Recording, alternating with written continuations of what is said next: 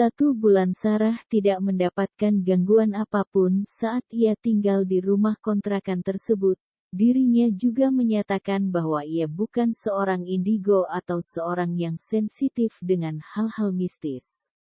Namun suatu hari setelah selesai dengan kegiatan di kampus, ia pulang sekitar pukul 7 dan langsung tertidur.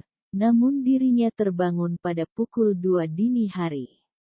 Ia tidak melihat seberkas cahaya pun, padahal ia ingat ia tidak mematikan lampu di ruangan depan kamarnya. Setelah ia melihat ponsel, ia mendapatkan telepon dan pesan singkat dari kedua sepupunya yang menyatakan bahwa mereka tidak pulang karena mengerjakan tugas. Ia pun berpikir, lalu siapa yang mematikan lampu di depan kamarnya tersebut? Ia berusaha tenang dan berpikir bahwa ia yang tidak sengaja mematikan lampu tersebut. Tak lama ia mendengar suara, hihihi, dari depan kamarnya. Jantungnya terasa berhenti. Ia pun memaku, namun akhirnya ia meyakinkan diri bahwa itu adalah suara tikus. Namun setelah itu ia mendengar suara langkah kaki yang terseret diikuti dengan suara, hihi, seperti yang pertama ia dengar. Entah bagaimana ia akhirnya tertidur dan merasa tenang ketika sudah ada suara azan subuh dan banyak orang di gang tersebut mulai berangkat ke masjid untuk salat. Sarah tidak menceritakan pengalamannya tersebut kepada kedua sepupunya karena ia belum cukup berani untuk mengingat kejadian tersebut. Hari demi hari, Sarah memiliki teman bernama Gerard yang sangat dekat dengannya. Suatu ketika di bulan Ramadan, mereka janjian akan sahur di kafe di bilangan Lembang. Sepulang dari aktivitas kampus, Sarah buka puasa, salat, dan langsung menuju kamarnya. Tak sengaja ia kemudian tertidur. Di tidurnya tersebut ia mimpi Gerard sudah menjemputnya.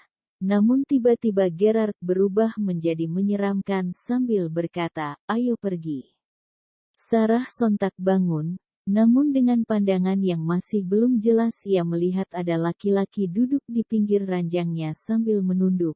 Laki-laki itu terlihat seperti Gerard. Namun lamunannya buyar ketika ponselnya berbunyi, telepon dari Gerard yang menyatakan ia akan menjemputnya. Sarah pun bingung. Siapa laki-laki yang tadi ia lihat? Setelah ia bertanya pada sepupunya pun bilang Gerard tidak mampir ke rumah mereka. Saat sudah dijemput oleh Gerard, Sarah melihat ada kakek-kakek yang jalan dalam tubuhnya yang agak bungkuk, lalu belok ke kanan, ke arah mereka akan belok juga.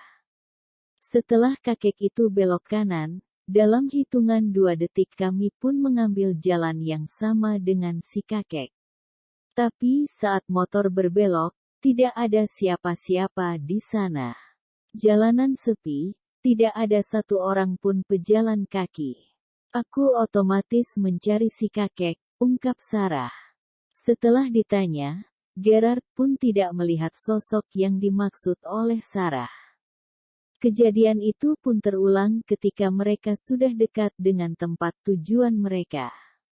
Sarah melihat seekor kucing akan melintas, namun Gerard sama sekali tidak mengurangi kecepatan motornya karena ia lagi-lagi tak melihat apa yang dilihat oleh Sarah. Setibanya di kafe Sarah menceritakan semuanya, namun Gerard menenangkan dan mereka berjanji tidak akan membahasnya lagi malam itu. Tak terasa mereka harus pergi, lalu mereka meminta bil kepada pelayan di kafe itu, namun pelayan tersebut bertanya apakah mereka akan pulang sekarang. Ketika dijawab mereka akan pulang, pelayannya kembali bertanya. Yakin, sahutnya. Akhirnya pelayan tersebut pun memberikan pesan untuk hati-hati di jalan pulang. Sarah dan Gerard membayar ke kasir, dan si kasir memberikan pertanyaan yang sama persis dengan pelayan tersebut. Bahkan ketika sampai di parkiran, tukang parkir pun mengulang percakapan yang sama dengan 2 orang sebelumnya. Percakapan yang sama terulang lagi. Berujung tukang parkir tersebut meminta kami untuk berhati-hati. Kami saling pandang, paham akan perasaan tidak enak yang sekarang kami rasakan, tutupnya.